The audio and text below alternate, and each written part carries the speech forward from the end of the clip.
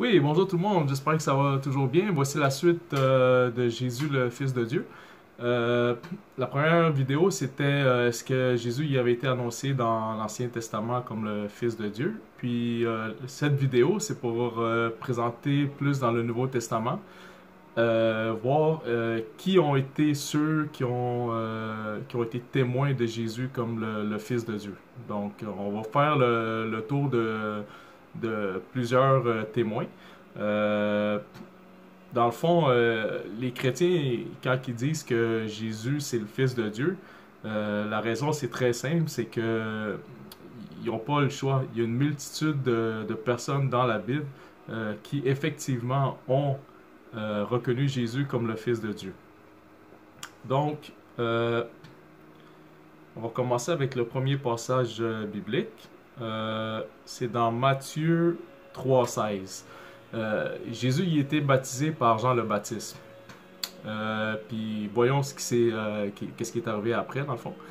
Dans Matthieu 3,16, dès que Jésus fut baptisé, il remonta de l'eau. Et voici que les cieux s'ouvrirent. Il vit l'Esprit de Dieu descendre comme une colombe et venir sur lui. Au chapitre 17. Et des cieux, une voix disait, celui-ci est mon Fils bien-aimé, en qui je trouve ma joie. Ce qui veut dire que la voix venait du Père. Mais comment savons-nous que la voix qui parlait, ça parlait de Jésus dans le fond? Comment qu'on sait ça? Pourquoi, par exemple, ça parlait pas de Jean-Baptiste ou quelqu'un d'autre? La réponse, c'est que le Saint-Esprit, sous la forme d'une colombe, il est descendu sur Jésus. Donc, faut faire attention ici. Ça veut dire quoi, dans le fond? Ça veut dire que le Père et le Saint-Esprit, donc les deux en même temps, on sait, hein, la Sainte Trinité, c'est Dieu le Père, Dieu le Fils, Dieu le Saint-Esprit. Mais les deux, Dieu le Père et Dieu le Saint-Esprit, ont reconnu en même temps que Jésus est le Fils de Dieu. Donc, si vous me laissez reprendre la partie 17, ça dit, après qu'en 3,16, on voit qu'il était baptisé puis que la colombe est descendue sur lui. Et des cieux, une voix disait, celui-ci est mon Fils bien-aimé, en qui je trouve ma joie. Donc, ensuite, est-ce que Jésus s'est jamais présenté comme le Fils de Dieu? Souvent, on entend ça du monde qui disent « Ah, Jésus, il n'a jamais dit que c'était le Fils de Dieu. » Je pense qu'ils lisent pas bien leur Bible ou ils la lisent pas carrément. Donc, c'est vraiment ça, là, parce que c'est écrit noir sur blanc, puis je vais vous le lire. La réponse est oui. Si vous avez une loupe, peut-être la sortir, puis prendre le temps de bien lire avec moi si vous voulez. Je vais le lire très lentement. Donc, vous allez pouvoir suivre très bien. Si vous avez une Bible, sortez-la. Ou si vous avez une application, peut-être l'ouvrir. Peut-être faire un zoom là, pour voir en plus grand. Donc, regardez bien ce que vous avez à lire. Je vais vous demander d'aller chercher Marc 14, 61. Donc, Marc 14, 61. Mais lui gardait le silence et ne répondait rien. Donc, là, on parle de Jésus. Le grand prêtre l'interrogea de nouveau. Donc, le grand prêtre, il a demandé, « Es-tu le Christ, le Fils de Dieu béni? » T'es-tu le Christ? T'es-tu le Fils de Dieu? Béni, oui ou non? C'était ça la question. Puis, regardez bien, là, au 62, Marc 14, 62, Jésus, lui dit, « Je le suis. » Donc, laissez-moi répéter encore, juste pour être sûr que tout le monde suive. Si vous n'avez pas le temps d'acheter votre Bible ou, dans le fond, votre application de la Bible, là. OK? Marc 14, 61, 62. Mais lui gardait le silence et ne répondait rien. On parlait de Jésus. Le grand prêtre l'interrogea de nouveau. Donc, c'était quoi la question? Es-tu le Christ?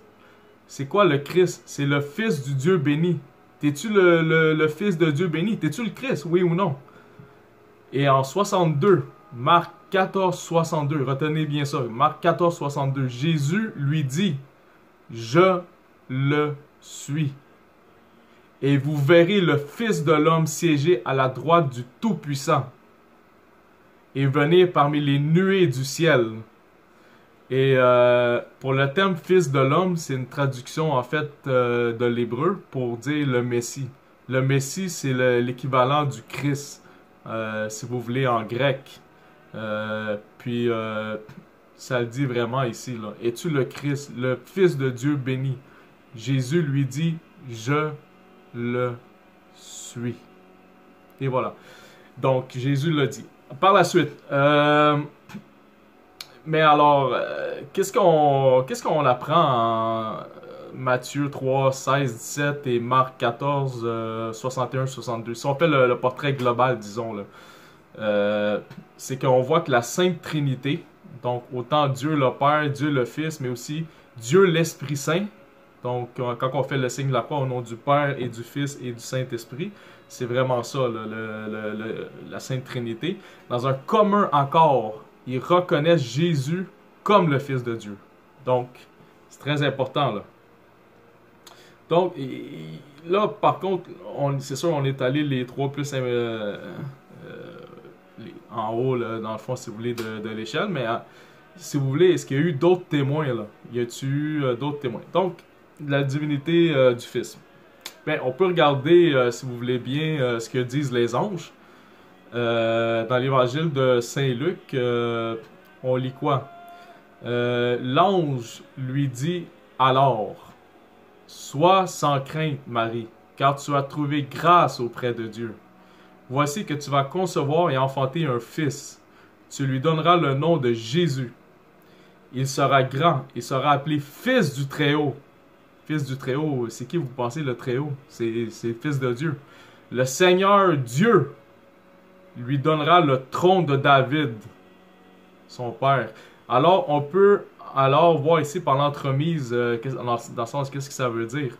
Par l'entremise de l'archange Gabriel, qui est le messager par excellence parmi les saints, parmi les anges, que les anges aussi reconnaissent et se doivent d'appeler Jésus le Fils du Très-Haut, le Fils de Dieu. Donc, alors, aussi, est-ce que, disons, il y a d'autres, là on a parlé de Dieu, des anges, au niveau des humains, disons, est-ce que on a eu des témoins, des gens qui ont reconnu Jésus comme Fils de Dieu? Oui, on va se tourner du côté du prophète Saint Jean-Baptiste. Après avoir vu aussi, si vous avez vu l'autre vidéo, pour l'Ancien Testament, puis les 3 évangiles synoptiques qu'on vient de voir, bon, on va se tourner vers le 4e et dernier évangile, si vous voulez, pour voir si toute la Bible concorde ensemble, que Jésus c'est vraiment le Fils de Dieu. Donc, qu'est-ce qu'on lit en Saint Jean 1,32? Alors Jean rendit ce témoignage. J'ai vu l'Esprit descendre du ciel comme une colombe. Il demeura sur lui. Donc, il parle du Saint-Esprit qui avait été envoyé par Dieu le Père. Donc, Dieu le Saint-Esprit. Et moi, je ne le connaissais pas. Mais celui qui m'a envoyé baptiser dans l'eau m'a dit, celui sur qui tu verras l'Esprit descendre et demeurer, celui-là baptise dans l'Esprit Saint. Donc, on parlait le Saint-Esprit, l'Esprit Saint, c'est la même. Moi, j'ai vu, je rends témoignage. C'est lui le Fils de Dieu.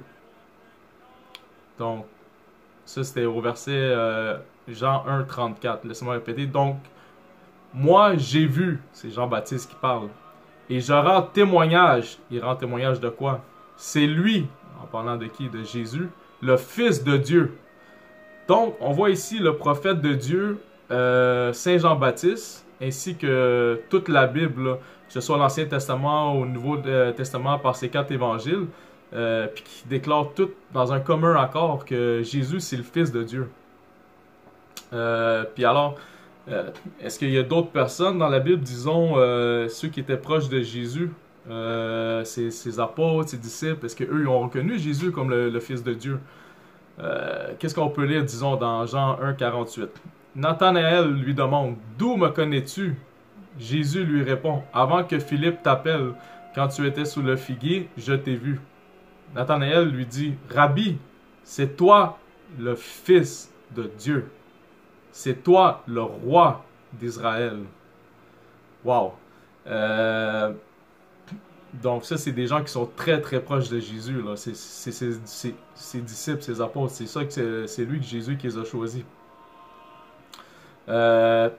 Puis qu'est-ce qu'on peut lire aussi dans Matthieu 16? On va commencer au chapitre 16 jusqu'au chapitre 20. Alors Simon-Pierre, qui a été le premier pape, prit la parole et dit, tu es le Christ, le Fils du Dieu vivant. Wow! Donc c'est qui le Christ? C'est qui le Messie, le Fils de l'homme? C'est qui le Fils du Dieu vivant? Tous les mêmes termes là, pour signifier le Fils de Dieu. C'est qui? On lit ici, laissez-moi répéter en Matthieu 16, 16. Alors Simon-Pierre prit la parole et dit, tu es le Christ, le Fils du Dieu vivant. Puis, prenant la parole à son tour, Jésus lui dit, heureux es-tu, Simon, fils de Jonas. Parce que son nom c'était Simon, mais Dieu il avait dit, tu vas être appelé Céphas. Céphas, ça veut dire Pierre, sur laquelle il va bâtir son église. Donc, si vous me laissez continuer, prenant la parole à son tour, Jésus lui dit, heureux es-tu, Simon, fils de Jonas. Ce n'est pas la chair et le sang qui t'ont révélé cela, mais mon Père qui est aux cieux. Wow! Donc, Jésus, il venait d'être défini par Saint Pierre, donc comme le Fils de Dieu. Puis Jésus, il a dit qu'il était heureux, Saint Pierre, parce que c'est son Père qui a révélé ça. Puis maintenant, c'est à son tour à Jésus de révéler qui est vraiment Simon, qui va devenir Pierre. Donc, Jésus, il dit quoi? Et moi, je te le déclare, tu es Pierre, et sur cette pierre, je bâtirai mon église, et la puissance de la mort ne l'emportera pas sur elle. Je te donnerai les clés du royaume des cieux. Tout ce que tu auras lié sur la terre sera lié dans les cieux. Donc, si Jésus, il donne les clés du royaume des cieux à Saint-Pierre, comment est-ce que si ça aurait été une personne normale comme vous puis moi, il aurait pu faire ça? Il faut qu'il ait l'autorité, il faut qu'il soit parti de la Sainte Trinité, il faut qu'il soit parti de la divinité. C'est pas n'importe qui peut décider faire qu'est-ce qu'il veut au paradis, là. Puis sur la terre, c'est juste Dieu. Donc s'il n'est pas Dieu, il peut pas donner cette autorité-là à Saint-Pierre d'être le premier pape. C'est très clair là, ici. Là. Donc il a dit, je te donnerai les clés du royaume des cieux. Donc c'est qui à la base qui a les clés du royaume? C'est qui est Dieu? C'est qui là, qui fait partie de la Sainte Trinité? C'est Jésus. Donc, tout ce que tu auras lié sur la terre sera lié dans les cieux. Et tout ce que tu auras délié sur la terre sera délié dans les cieux. Voyez-vous toute l'autorité que Jésus a, puis qu'il délègue à Saint-Pierre, parce qu'il s'en va justement au ciel préparer une place pour nous. Alors, il ordonna aux disciples de ne dire à personne que c'était lui le Christ, qu'il était le Fils de Dieu. Il ne voulait pas que personne le sache à ce moment-là, parce que c'était pas l'heure, il n'était pas encore arrivé. Donc, qu'est-ce que ça veut dire dans le fond en général? Ça veut dire que il y a une question qu'on pourrait se demander aussi. Si Jésus, c'est pas le Fils de Dieu, je crois qu'il aurait été plus qu'opportun, ne croyez-vous pas, à ce moment précis, où est-ce que Simon-Pierre lui dit qu'il est le Christ, qu'il est le Fils de Dieu, de répondre qu'il en était rien. Mais vu que le Christ est le Fils de Dieu, il a dit à Simon-Pierre qu'il était heureux, car il avait eu une révélation de Dieu le Père. Puis si vous remarquez bien, Jésus, il dit « mon Père ». Il dit pas « le Père », il dit « mon Père qui est aux cieux ». Donc, ce voulant du fait même, lui aussi, Jésus, le Fils de Dieu. Donc, si vous me laissez continuer, on peut lire en Matthieu 14, 25. Vers la fin de la nuit, Jésus vint vers eux en marchant sur la mer. Donc, eux, ils sont dans la barque, si vous voulez, les disciples, les apôtres. Puis, dans le fond, Jésus, il marche sur la mer. Matthieu 14, 27, c'était 25. Et 26, pour continuer, on dit, en le voyant marcher sur la mer, les disciples furent bouleversés. Ils dirent, c'est un fantôme, pris de peur, et se mirent à crier. C'est sûr, si vous dites que Jésus c'est un humain normal, mais il fait plein de miracles, puis il réussit même à marcher sur la mer, écoutez, là, je pense que moi je connais personne capable de faire ça, là. Mais aussitôt Jésus leur parla. Confiance, c'est moi, n'ayez plus peur. Pierre, qui était Simon, mais qui avait donné le nom de Pierre, prit la parole. Seigneur, si c'est bien toi, ordonne-moi de venir sur les eaux. Puis Jésus lui dit, viens. Donc Pierre descendit de la barque et marcha sur les eaux, pour aller vers Jésus. Mais voyant la force du vent, il eut peur. Et comme il commençait à s'enfoncer, il cria, Seigneur, sauve-moi. Pierre il a eu peur, mais au moins lui a essayé. Les autres apôtres, ils sont restés dans le bateau, là, on s'entend. Donc, mais voyant la force du vent, c'est ça. Donc, il a eu peur, puis il a commencé à s'enfoncer. Il a dit, Seigneur, sauve-moi. Puis là, aussitôt, Jésus étendit la main, le saisit et lui dit, homme de peu de foi, pourquoi as-tu douté? Et quand ils furent montés dans la barque, le vent tomba.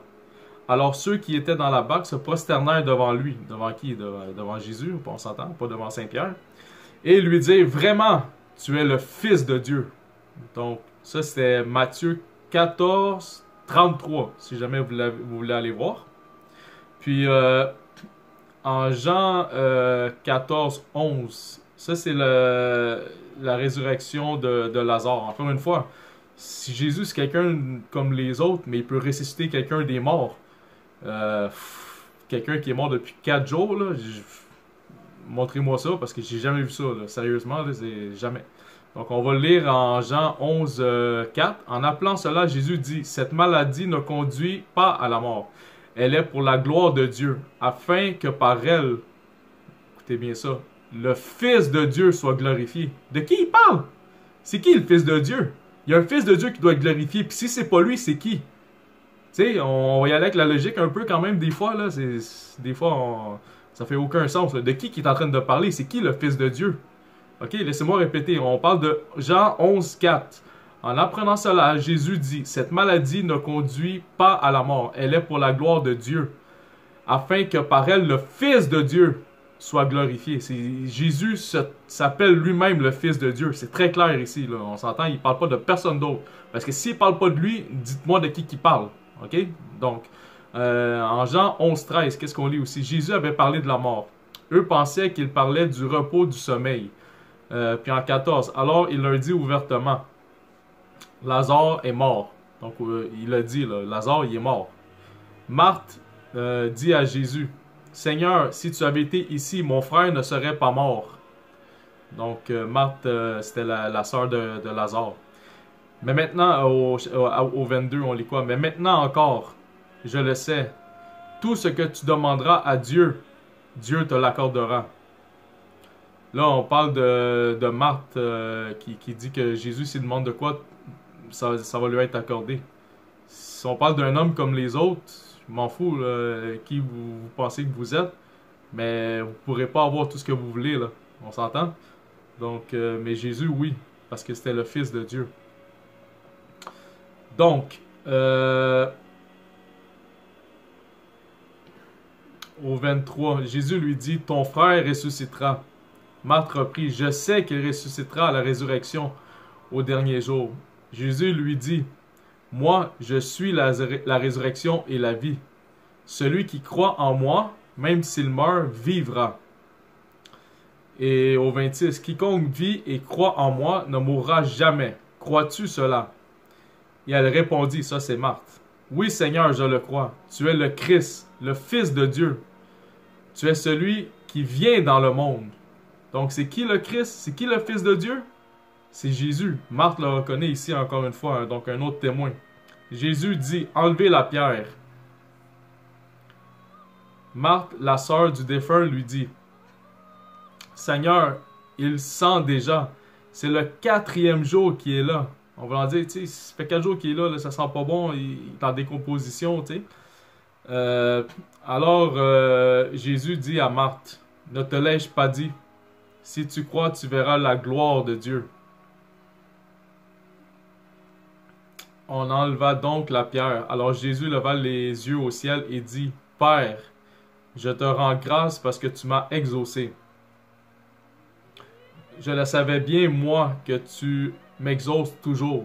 Donc, la preuve que Jésus il est toujours exaucé par la volonté, euh, par sa volonté, mais lui, il veut faire la volonté du Père.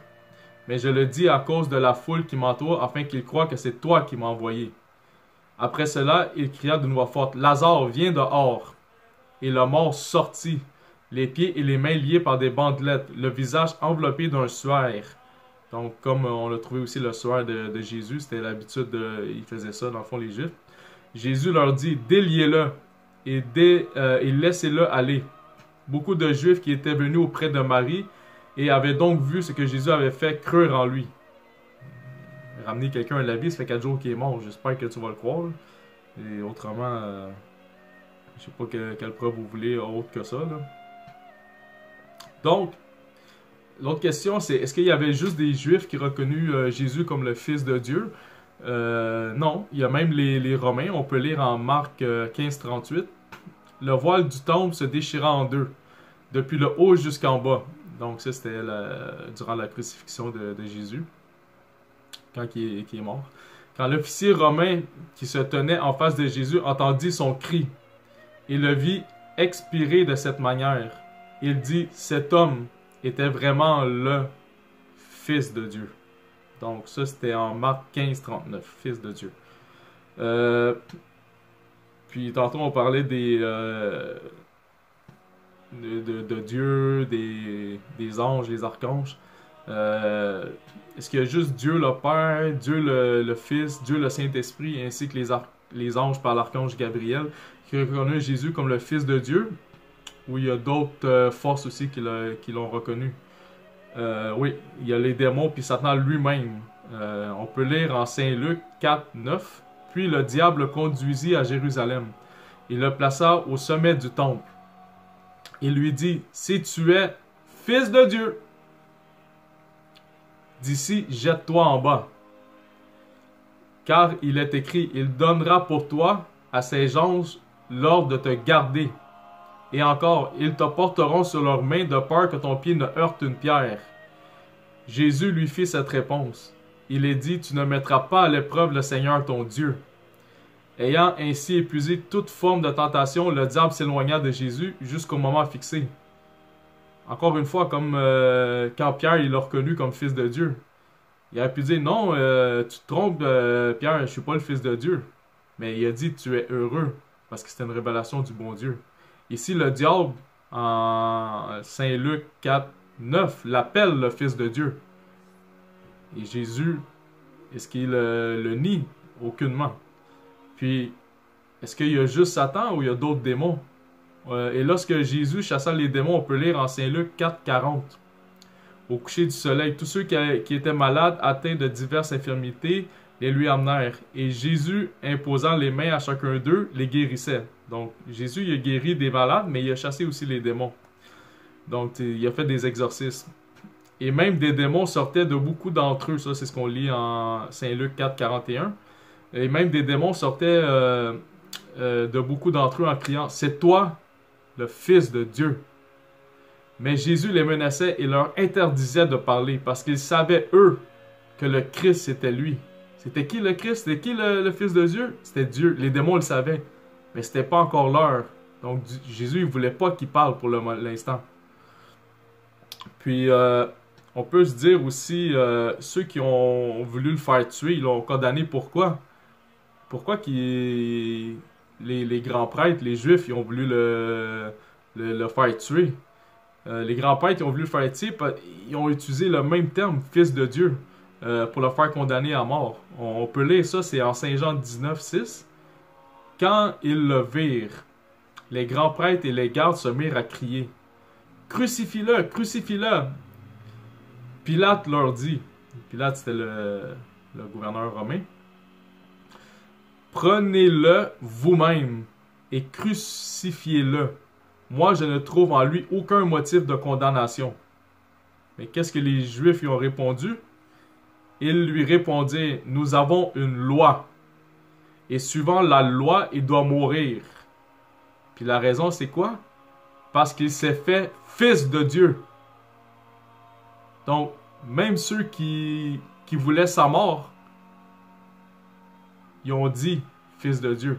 Laissez-moi répéter. Donc ça, c'est...